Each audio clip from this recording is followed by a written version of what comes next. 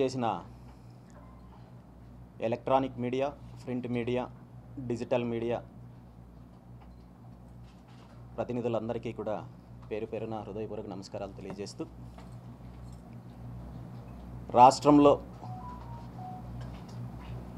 రాబోయే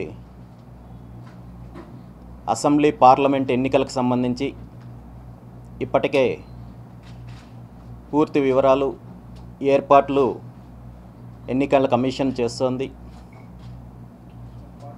రాష్ట్రంలో ఉన్న అన్ని పార్టీలు రాబోయే ఎన్నికలను ఎదుర్కోవడానికి సిద్ధపడుతున్నారు. ముఖ్యంగా ఆంధ్రప్రదేశ్ రాష్ట్రంలో ఉన్న ప్రధాన పార్టీలు, అధికార పక్షం పార్టీ వైఎస్ఆర్ కాంగ్రెస్ పార్టీ కావచ్చు, అదేవిధంగా ప్రధాన ప్రతిపక్షము తెలుగుదేశం పార్టీ కావచ్చు, ఈ ఎన్నికలను ప్రతిష్టాత్మకంగా తీసుకొని అనేక పేర్లతో ఇప్పటికే ప్రజల్లోకి వెళుతున్నారు. 2019లో అధికారంలోకి వచ్చిన వైఎస్ జగన్మోహన్ రెడ్డి గారు గత 5 సంవత్సరాల నుండి అనేక రకాలుగా ఈ రాష్ట్రంలో అరాచకాలు చేశారు, అవినీతి చేశారు, రాష్ట్రాన్ని పూర్తిగా లూటీ చేసే కార్యక్రమం చేసి ఈరోజు మళ్ళీ ఇంకొకసారి అవకాశం ఇవ్వాలి, ఈ రాష్ట్రంలో ఇంకా ఏమైనా మిగిలి ఉంటే పూర్తిగా దోపిడీ చేస్తానికి నేను సిద్ధమంటూ ప్రజలను మభ్యపెట్టే కార్యక్రమం చేస్తున్నారు. అదేవిధంగా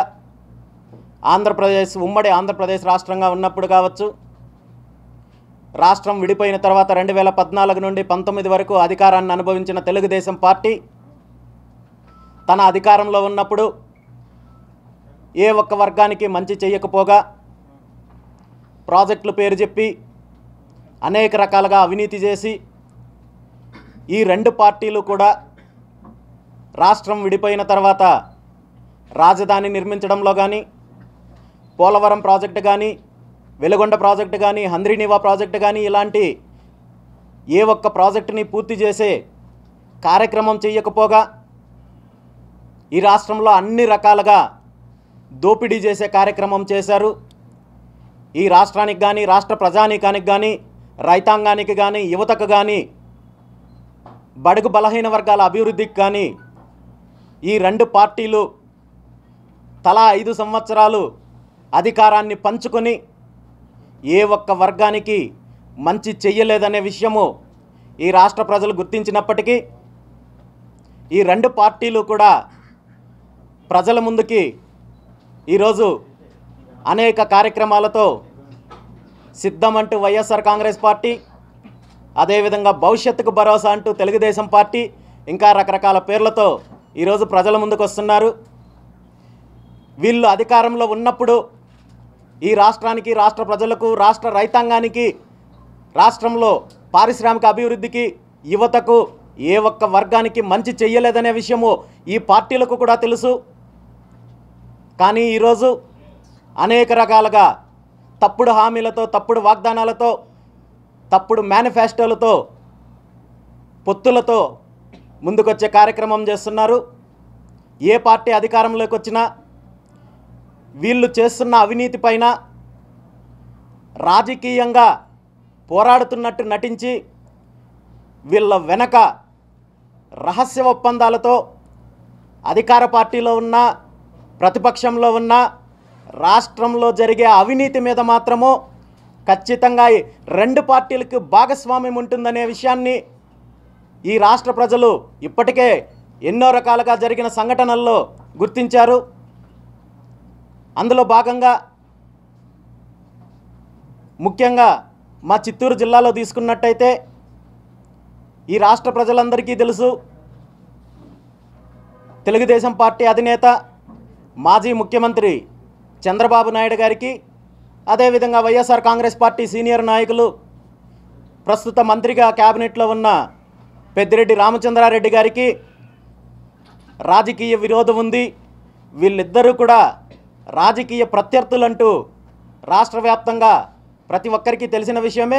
వీళ్ళు ప్రజల ముందుకు వచ్చి మాట్లాడే మాటలు కావచ్చు, వీళ్ళు చేసుకునే ఆరోపణలు కావచ్చు అదేవిధంగా ఉంటాయి. కాబట్టి నిజంగా వీళ్ళు రాజకీయ ప్రత్యర్థులనే నమ్మే పరిస్థితి ఈ రాష్ట్రంలో ఉంది. కానీ నిజానికి చంద్రబాబు నాయుడు గారు మొట్టమొదటిసారిగా ముఖ్యమంత్రి అయిన 1995 సంవత్సరం నుండి ఈ రోజు వరకు ముఖ్యంగా మా చిత్తూరు జిల్లాకు సంబంధించి రామచంద్రారెడ్డి గారికి రాజకీయంగా కావచ్చు ఆర్థికంగా కావచ్చు లోపాయికారిగా పూర్తిగా సహకరించింది ఎవరైనా ఉన్నారంటే అది చంద్రబాబు నాయుడు గారు అనే విషయము అందరికీ తెలుసు. 2014లో అధికారంలోకి వచ్చిన తర్వాత కూడా ఆ 5 సంవత్సరాల కాలంలో తెలుగుదేశం పార్టీ అధికారంలో ఉన్నప్పుడు రాయలసీమలో జరిగిన నీటి ప్రాజెక్టుల దగ్గర నుండి రోడ్ల పనుల దగ్గర నుండి సాక్షాత్తు చంద్రబాబు నాయుడు గారు ప్రాతినిధ్యం వహిస్తున్న కుప్పం నియోజకవర్గంలో జరిగిన రోడ్డు పనులు కూడా పెద్దిరెడ్డి రామచంద్రారెడ్డి గారికి సంబంధించిన సంస్థ పిఎల్ఆర్ కంపెనీనే చేపట్టింది తప్ప ఇందులో వేరే కంపెనీ కానీ తెలుగుదేశం పార్టీ నాయకులకు సంబంధించిన కంపెనీలు కానీ ఏ ఒక్క పని చేయలేదంటే చంద్రబాబు నాయుడు గారు అధికారంలో ఉన్నప్పుడు 2014 నుండి 19 వరకు వేల కోట్ల రూపాయలు రామచంద్రారెడ్డి గారి సొంత సంస్థ పిఎల్ఆర్ కంపెనీకి అప్పచెప్పారంటే వీళ్ళిద్దరి మధ్య ఉన్న చీకటి ఒప్పందము ప్రతి ఒక్కరూ కూడా తెలుసుకోవాలి. 2019లో అధికారంలోకి వచ్చిన జగన్మోహన్ రెడ్డి గారి ప్రభుత్వంలో కీలకంగా ఉంటూ జగన్మోహన్ రెడ్డి గారి కంటే నేనే బలవంతుడని చెప్పుకునే మంత్రి పెద్దిరెడ్డి రామచంద్రారెడ్డి గారి మీద మాజీ ముఖ్యమంత్రి చంద్రబాబు నాయుడు గారు అనేక ఆరోపణలు చేస్తున్నారు, అనేక అవినీతి ఆరోపణలు చేస్తున్నారు. ముఖ్యంగా తను చేస్తున్న అరాచకాలపైన చాలాసార్లు మాట్లాడడం జరిగింది. పుంగనూరులో చేస్తున్న అరాచకాల మీద కావచ్చు అన్ని రకాలుగా మాట్లాడుతున్నారు. మరీ ముఖ్యంగా పెద్దిరెడ్డి రామచంద్రారెడ్డి గారు నిర్వహిస్తున్న విద్యుత్ శాఖలో అనేక రకాలుగా అవినీతి జరుగుతోంది, వేల కోట్ల రూపాయల అవినీతి జరుగుతోందంటూ తెలుగుదేశం పార్టీ కానీ తెలుగుదేశం నాయకులు కానీ కార్యకర్తల వరకు ప్రతి ఒక్కరూ కూడా అనేక రకాలుగా ఆరోపణలు చేస్తున్నారు. అందులో ముఖ్యంగా కడప జిల్లాకు సంబంధించి ఒక ఎలక్ట్రికల్ కాంట్రాక్టర్ కంపెనీ ఏదైతే ఉందో శ్రీ షిరిడి సాయి ఎలక్ట్రికల్స్ అనే కంపెనీ మీద తెలుగుదేశం పార్టీ అదేవిధంగా మీడియాకు సంబంధించి ఈనాడు కావచ్చు ఆంధ్రజ్యోతి కావచ్చు అనేక రకాలుగా ఆరోపణలు చేశారు. వైఎస్ జగన్మోహన్ రెడ్డి గారి ప్రభుత్వము ఈ షిరిడి సాయి ఎలక్ట్రికల్స్ అనే కంపెనీకి వేల కోట్ల రూపాయలు అప్పచెప్పి అవినీతి చేసే కార్యక్రమం జరుగుతోందని చెప్పి రకరకాలుగా ఆరోపణలు చేశారు. ఈ షిరిడి సాయి కంపెనీకి సంబంధించిన అధినేత ఎవరైతే ఉన్నారో ఈ కంపెనీ యజమాని ఎవరైతే ఉన్నారో విశ్వేశ్వర రెడ్డి గారు పూర్తిగా జగన్మోహన్ రెడ్డి గారికి అతని కుటుంబానికి బినామీ అనే విషయాన్ని కూడా తెలుగుదేశం పార్టీ చాలాసార్లు చెప్పింది. అదేవిధంగా ఈనాడు పత్రికల్లో చెప్పారు, ఆంధ్రజ్యోతిలో చెప్పారు, మిగిలిన పత్రికల్లో కావచ్చు టీవీ ఛానల్లో కావచ్చు కొన్ని వందల దీని మీద సమాచారం వందల ఆర్టికల్స్ దీని మీద రావడం జరిగింది. వేల కోట్ల రూపాయలు అవినీతి చేశారని చెప్పడం జరిగింది. ఇదే కంపెనీకి సంబంధించిన అధినేత ఎవరైతే విశ్వేశ్వర రెడ్డి గారు ఉన్నారో 2012లో జరిగిన పులివెందుల ఉప ఎన్నికల్లో జగన్మోహన్ రెడ్డి గారికి బదులుగా డమ్మీ నామినేషన్ వేసిన విషయం కూడా అందరికీ తెలుసు.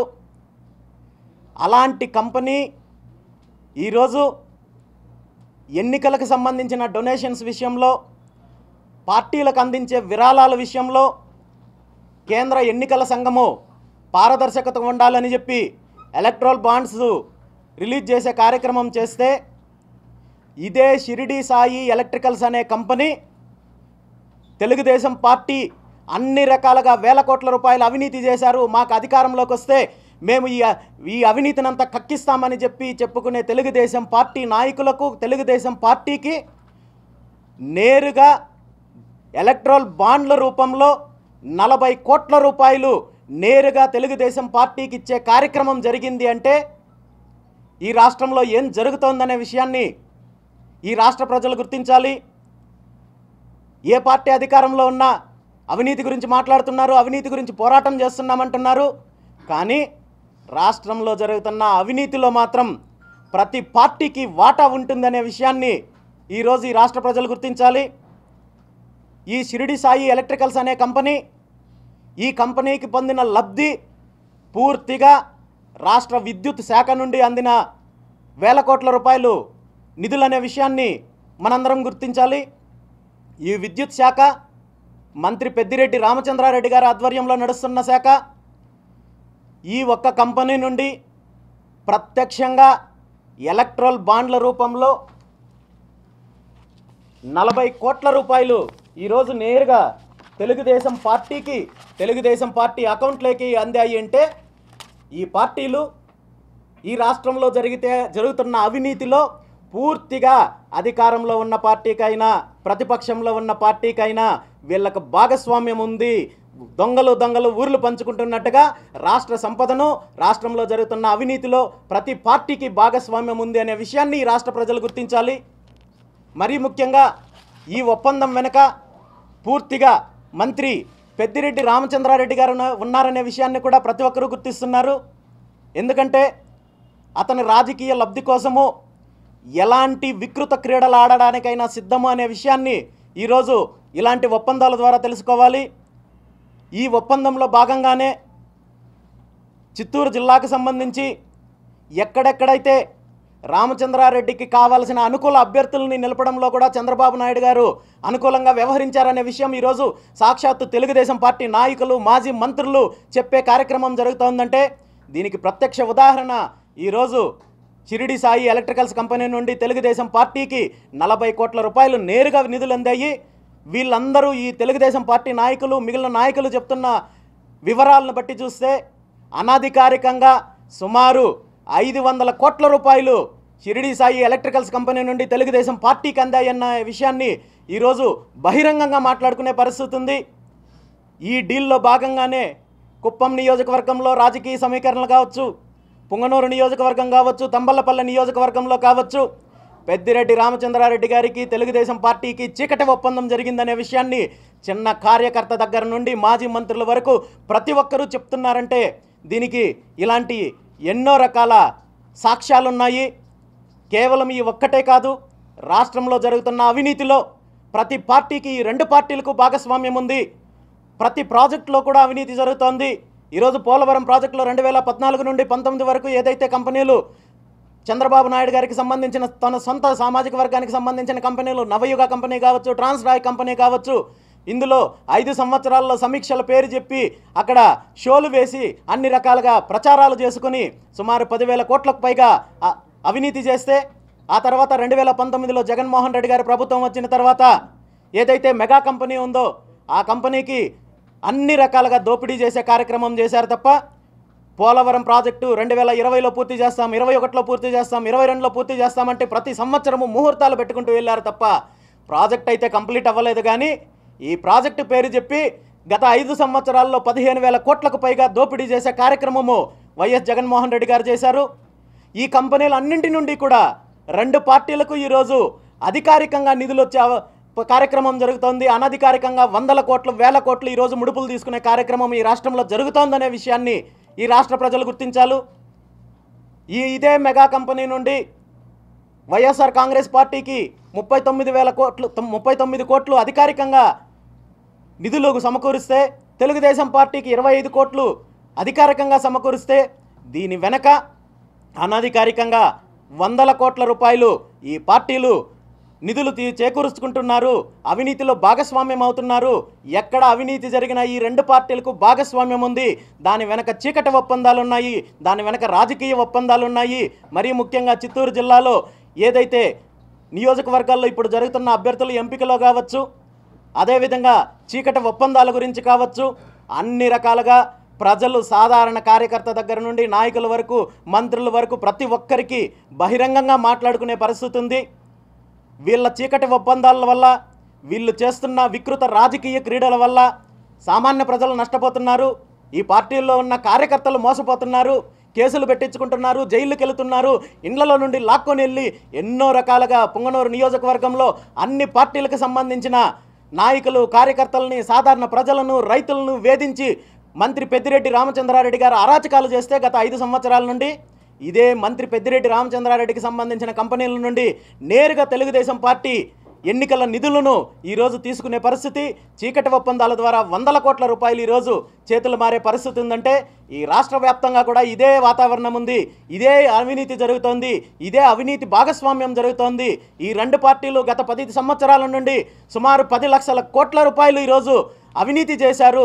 అన్ని రకాలుగా ప్రాజెక్టుల పేరు చెప్పి, పథకాల పేరు చెప్పి, భూముల పేరు చెప్పి, ఇండస్ట్రీస్ పేరు చెప్పి ఈ రాష్ట్రాన్ని దోపిడీ చేశారు తప్ప ఈ రాష్ట్రంలో ఏ ఒక్క వర్గానికి మంచి చెయ్యలేదనే విషయాన్ని ఈ రాష్ట్ర ప్రజలు గుర్తించి ఈ రాష్ట్రంలో ఒక ప్రత్యామ్నాయ రాజకీయ దిశగా, ప్రజా రాజకీయం దిశగా ఈ రెండు పార్టీలు చేస్తున్న దోపిడీ మీద, ఈ దోపిడీని అరికట్టడానికి, అవినీతి అరికట్టడానికి, అన్ని వర్గాల ప్రజలకు మంచి చేయడానికి మీ ముందుకొస్తున్న భారత చైతన్య యువజన పార్టీని ఆదరించాలని కూడా ఈ సందర్భంగా రాష్ట్ర ప్రజానీకాన్ని కోరుకుంటూ సెలవు తీసుకుంటున్నాను. Thank you.